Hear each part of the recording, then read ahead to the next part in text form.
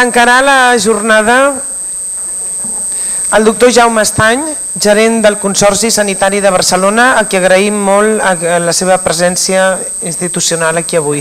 Gràcies. Bé, jo seré breu.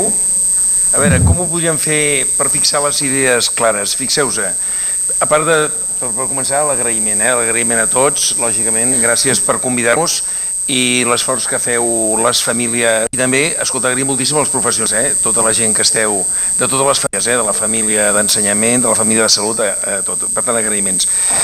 Fixeu-vos, jo crec que avui, jo que es determinava un cert... A mi em quedaven clar unes altres coses. Mira, fixeu-vos, per una banda, que el tema, jo m'ha fet gràcia com ha començat la intervenció la gent de la nostra família, que Déu s'ha acabat, no? Ja està clar això, vull dir, no entrem a estar discutint el que fa uns anys potser s'entrava a discutir en aquests moments. Vaja, jo ho noto amb les vostres determinació professional que vulguem dir s'ha acabat, no? En aquest moment ja no podem estar replantejant certes coses i tenim que fer un cal. I ara hi ha un tema que és fonamental, fixeu-vos, jo crec que normalment quan parlem de intersectorial, és a dir, la relació entre salut, ensenyament o altres sectors, o serveis socials, o en aquest cas seguretat, és molt important el que fem i els altres. I fixeu que avui la consellera ens anunciava que està en marxa la maquinària de detecció.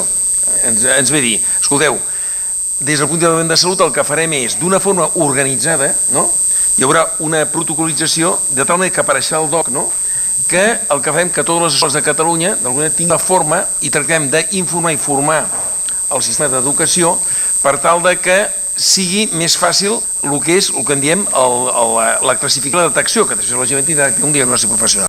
Això no està al marge de salut, lògicament. Fixeu-vos, això es fa d'una forma organitzada. Caldrà veure que la resposta d'ús sigui homogènia i organitzada. I aquí tenim que ser evident, que ara ho vam estar comentant els companys, que és ja que nosaltres a salut tenim variabilitat. Vosaltres esteu gent de tota Catalunya i és cert que en funció on estigueu, igual les respostes que poden haver-hi no són exactament iguals. Per tant, jo la primera idea que volem fer, nosaltres tenim que fer un esforç d'homogenitzar des del punt de vista de salut i el Servei Català de la Salut la resposta professional davant d'una altra maquinària que és la d'educació que vol homogenitzar. Per tant, aquí jo proposaria, us proposaria que nosaltres, per la banda de salut, i a veure com ens movem i com ho fem, a veure com ho fem per tractar de reduir la variabilitat i des del punt de vista del que és l'evidència científica, tractar d'homogenitzar més la resposta i no tant guiar-se pel que sigui la història professional de cada unitat, cada CEMIC o cada hospital. A veure com això hauríem que fer-ho. No és senzill, no és senzill per ser, però sí que és cert.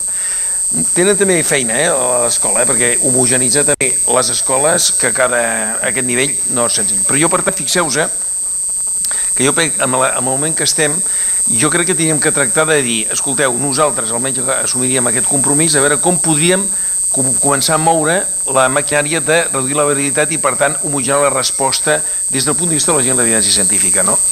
Jo crec que seria fonamental que en part ja està fent que tant l'associació com tant salut i ensenyament com també altres components, que parla molt separat de seguretat, però jo crec que també hi ha tot el component d'ajuda social que podria dir depenent de les famílies, perquè aquí moltes vegades les famílies esteu, i més amb la crisi econòmica, cada vegada el que és, parlem clar, la crisi econòmica està incidint en que cada vegada els poders públics, i aquí no parlem mai de benestar social, diguem-ho així, i el que són els ajuntaments, etc., el que depèn de les circumstàncies familiars que hi ha cada un, i cada vegada serà més difícil. Abans amb el doctor Gasas comentàvem que aquí no sé com ho farem, però aquí serà clau el teixit social que ajudi a fer-ho.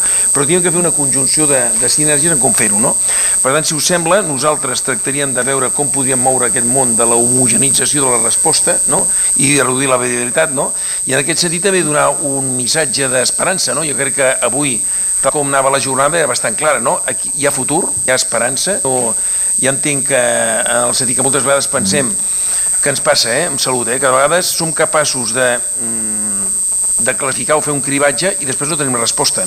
Aquí l'evidència científica ens diu que és possible la resposta i podem millorar perquè hi ha capacitat de tractament, d'alguna manera, o cada vegada tenim més capacitat de tractament. Per tant, una porta a l'esperança, a veure com ho fem per anar incidint i com sempre a la vida, per dir petites victòries, com podem fer-ho. Per tant, nosaltres, per la nostra part, hauríem de veure com podem moure aquest món complex de la gran família de salut, que no és prou homogènia, i a la vegada com articular aquestes relacions amb educació. Entenc que el començ van ferm de la consellera, en el sentit que això apareixerà, i entenc que el proper any, el 2013, a veure com fer el conjunt d'això. Per tant, ànims i gràcies per tot.